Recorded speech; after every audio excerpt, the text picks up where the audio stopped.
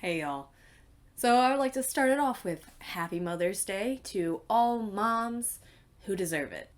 When I remembered this movie, I wanted to save it for Mother's Day because I thought it would be funny. And I'm not sure if it is still, but already watched it and wrote a script, so I'm just going to continue like nothing happened. And with some recent things, I actually think it kind of fits in. So let's let's continue. So we're talking about the movie Junior. It's from 1994. This movie is older than I am. Directed by Ivan Reitman, also known for directing Ghostbusters 1 and 2, starring Arnold Schwarzenegger from The Terminator and Twins, also starring Danny DeVito from Always Sunny in Philadelphia and also Twins, and Emma Thompson from Nanny McPhee and Saving Mr. Banks. Not only is this a Schwarzenegger and DeVito movie reunion, this is Reitman's third film with Arnold. The first being Twins and the second being Kindergarten Cop.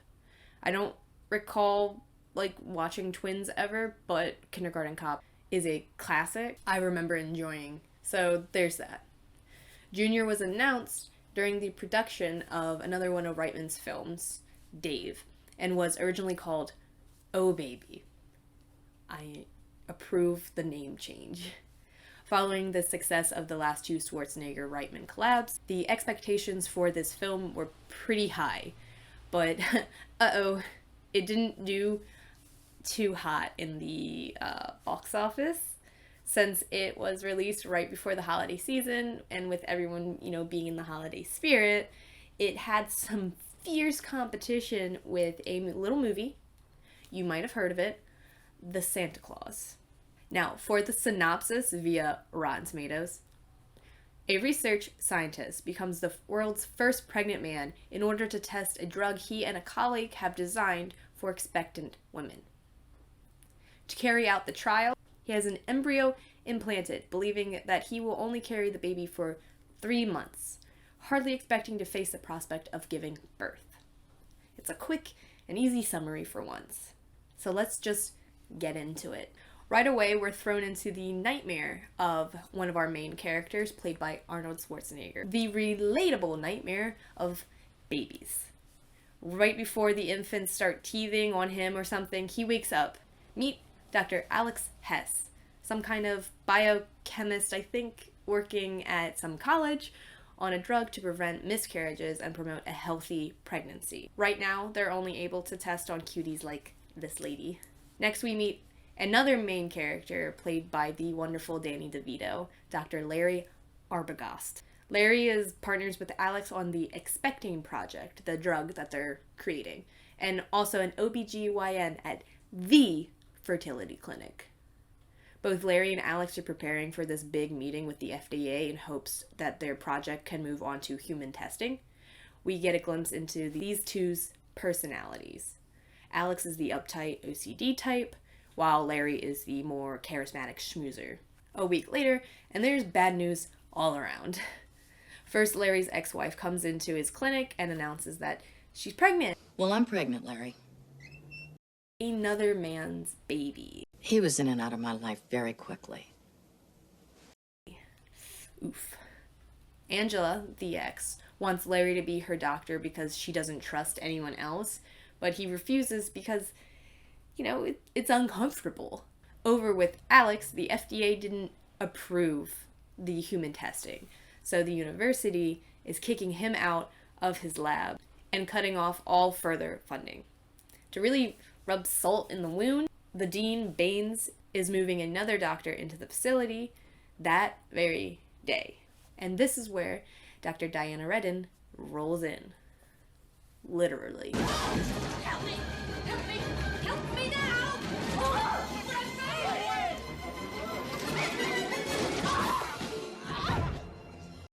We really get this feeling she's the quirky, clumsy type. Cue nutshot. Poor Alex. Anyway, Diana here is working with frozen eggs, and yes, it's important for later. So, jot that down. So Alex is headed back to Europe to start over. going back to Europe to start over. And Larry's not taking it well.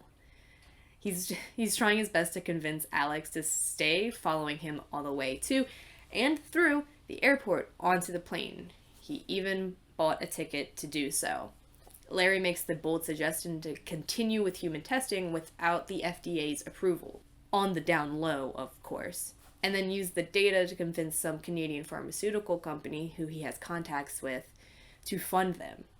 Alex points out the obvious of what woman would take place in such an experiment. Who says we need a woman? Yeah, so there was a male chimp who took the expectane and was able to carry a fetus for 5 months or so. Larry thinks that they'd only need the first trimester worth of data and suggests that they use Alex. Way to just throw him under the bus and not volunteer yourself. It takes some convincing, but he finally agrees. Now, they just need an anonymous egg donor. Back to the lab. For some reason, Larry isn't able to get his hands on an egg via legal methods, so he decides to commit some thievery. He almost makes it out when Diana pops her sleepy head up. After some awkward small talk and a rejection, Larry makes his escape.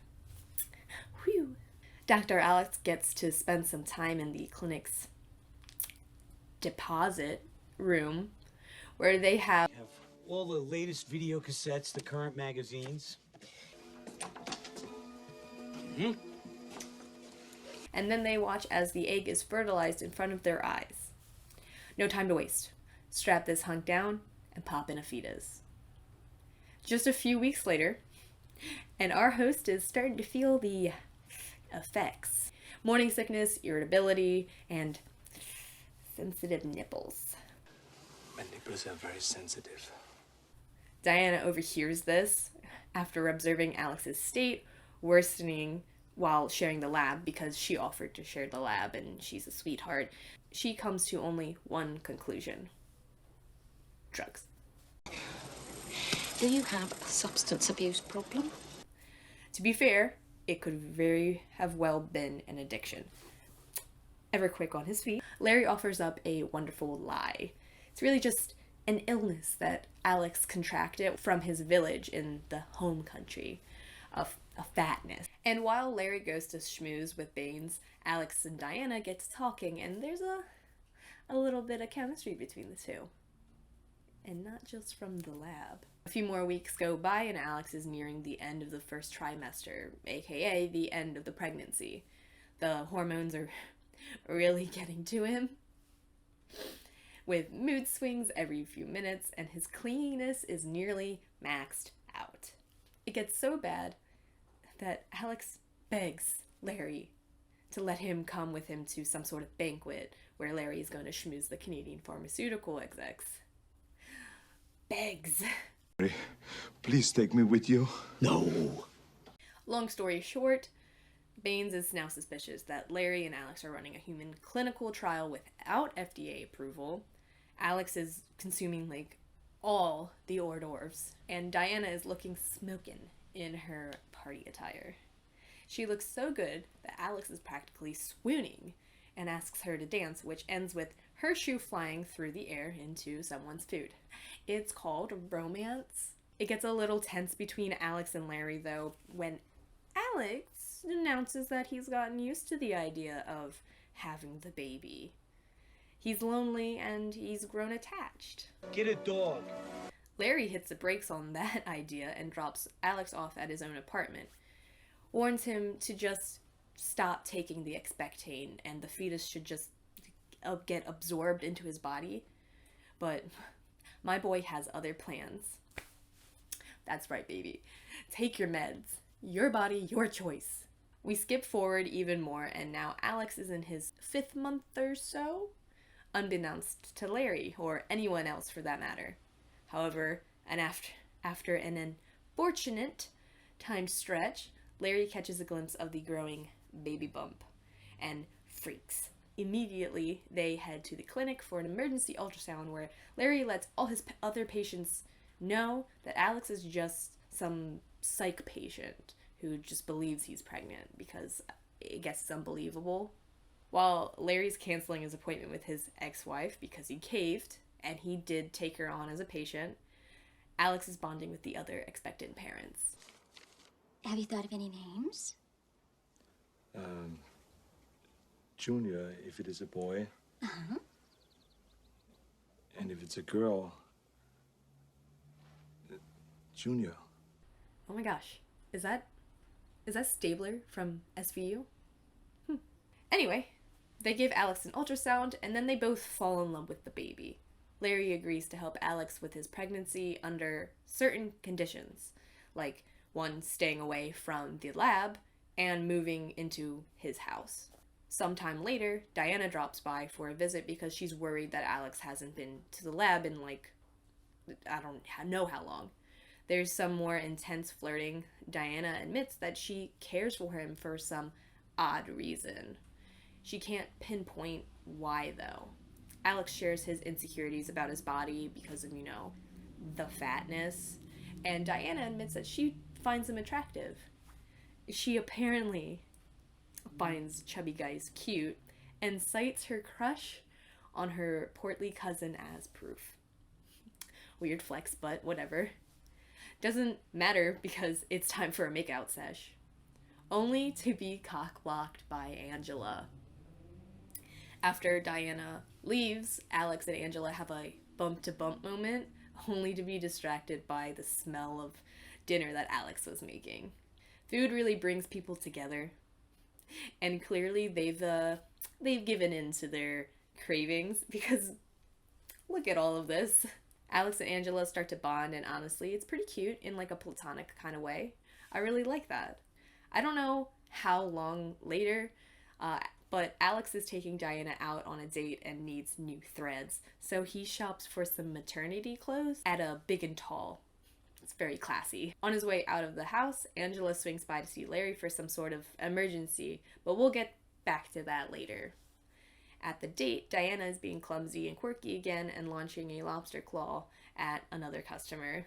This whole date is just kind of like a ploy for Alex to butter Diana up to tell her about the whole pregnancy thing. He starts off by mentioning scientists going to the extremes and testing on themselves. Before he can continue, Diana interrupts and says that she's done it too. Nothing too crazy though, just freezing one of her own eggs, just in case. The egg is labeled Junior. The egg labeled Junior that Larry ganked from Diana's lab. Yikes.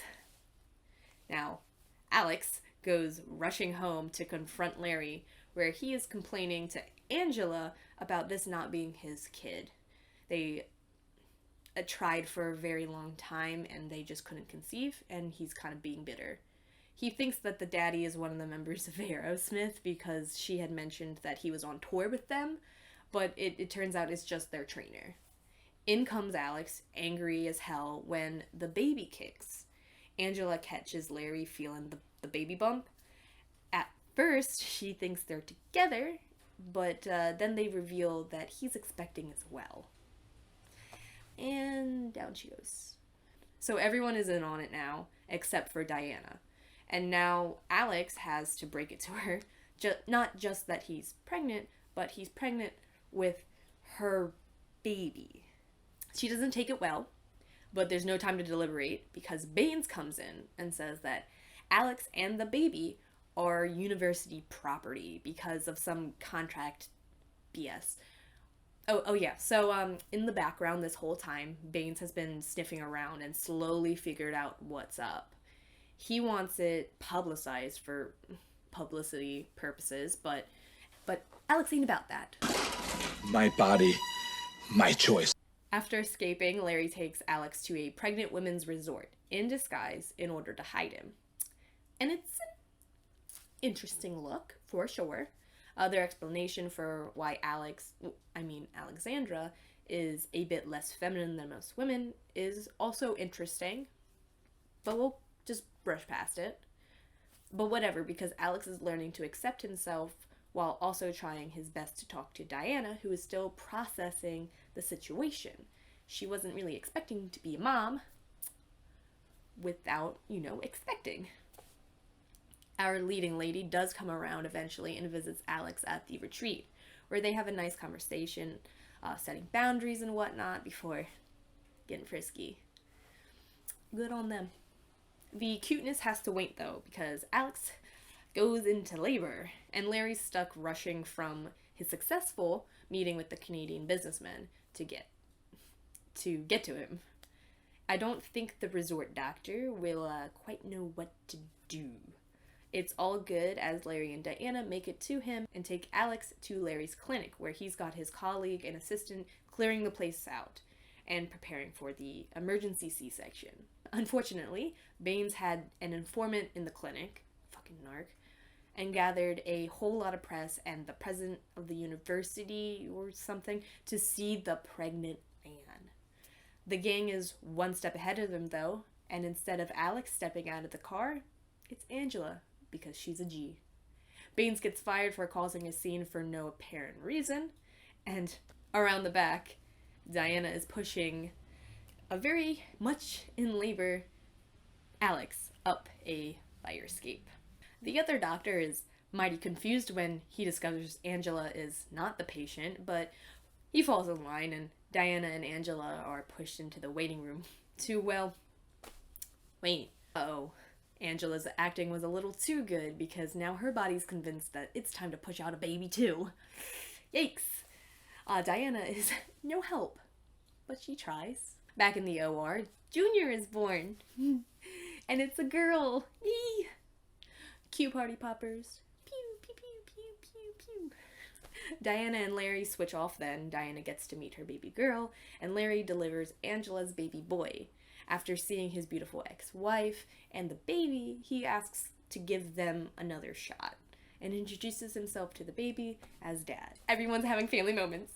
And it all ends a year later at Junior and Jake's first birthday party at the beach. Diana is pregnant with her and Alex's second baby, and Angela seems to want another but doesn't want to get pregnant again. This is when Alex points out that she doesn't have to be the one.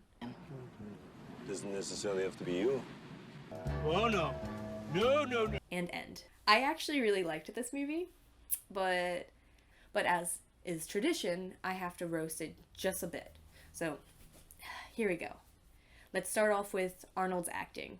Towards the beginning of the film, when he's just some, like, macho stick in the mud, the acting feels a bit stiff. I will admit that I think as the character develops and relaxes, so does his delivery. Not that delivery. Given the topic and the time it was written, I really thought it wasn't going to age that well. But overall, there weren't a lot of cringe-inducing, like, moments.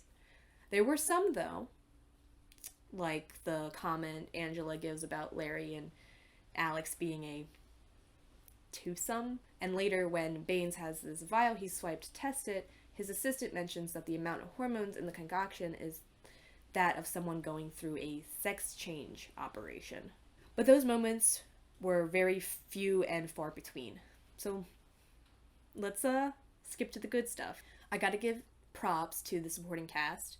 Everyone was pretty solid. Even some of the background lab assistants were good. I originally had thought that Alex's assistant was kind of stiff at first. Like urine samples. Dr. Hess, good luck with the FDA. But you find out that that's just how she talks, and I think that adds a little bit of flavor and quirkiness to background characters. And really, the chimpanzees were amazing in every scene they were in. Just look at this little lady. I was completely sure I was going to grow annoyed with Diana's quirky clumsiness, but I honestly think Emma Thompson pulled it off. It wasn't as in your face as I was expecting and irritating as the manic pixie dream girls of later rom-coms. It spices her character up without becoming her whole personality. And the basis behind the movie science, well, while oversimplified, is pretty accurate, I think. Would it be possible in our time, though? Yeah, actually, I think it very well could be. Maybe not exactly like the movie portrays it, but there was a successful pregnancy carried to full term via transplanted uterus. So why not? A link to the story in the description below. The chemistry between all the actors and their characters was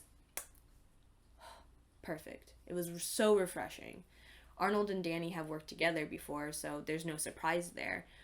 But I was pleasantly surprised that I actually liked the romance between Alex and Diana, and Larry and Angela.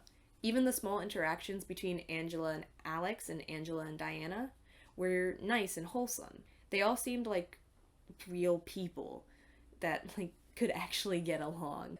Now, I may have liked this movie. I'd give it like a solid 7 out of 10, but a lot of critics of the time would disagree. It only has a 38% on Rotten Tomatoes as a critic score, except for Roger Ebert. World-renowned film critic Roger Ebert said, and I quote, "It's goofy and ridiculous and preposterous, and yet it makes you feel good. And there is something oddly heartwarming about the sight of this macho guy melting with the feelings of protectiveness and maternal concern. Glorious." Full review is also linked in the description.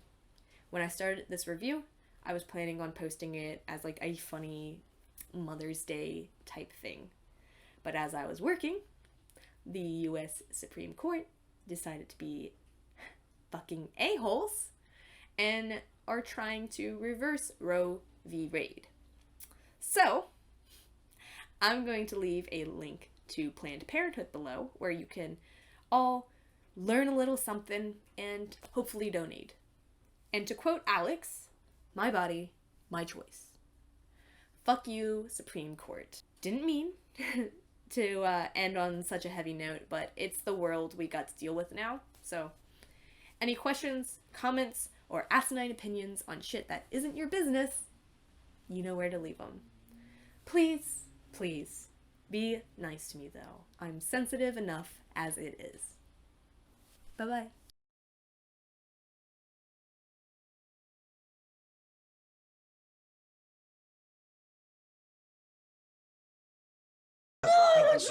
Larry!